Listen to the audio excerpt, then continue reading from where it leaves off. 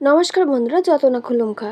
আজকে আমি তোমাদের জন্য নিয়ে এসেছি হাইকোর্ট গ্রুপ ডি এক্সামের বিগত বছরের প্রশ্ন। আশা করি ভিডিওটি তোমার ভালো লাগবে। চলো প্রথম প্রশ্ন কি দেখি। প্রথম প্রশ্নটি হলো, হেরিয়াস কর্পাস রিটের উদ্দেশ্য কী? আনসার হবে, অবৈধভাবে আটক ব্যক্তিকে মুক্ত করার জন্য আদালতের আদেশ হলো হেরিয়াস কর্পাস। নেক্সট কোশ্চেন, ভারতের রাষ্ট্রপতি কত বছরের জন্য নির্বাচিত হন? আনসার 5 বছরের জন্য।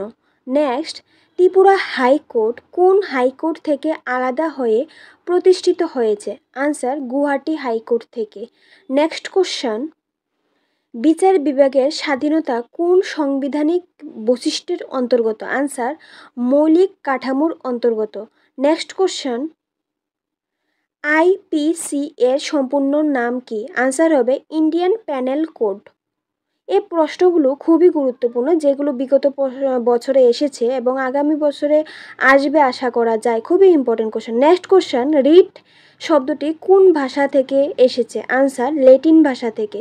Next question, Indian evidence act কবে প্রণীত হয়? আনসার 1872 খ্রিস্টাব্দে।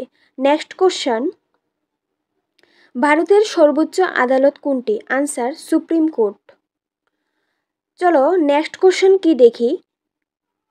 নেক্সট কোশ্চেনটি হলো, মৌলিক অধিকার সম্পর্কিত অনুচ্ছেদ কোনটি?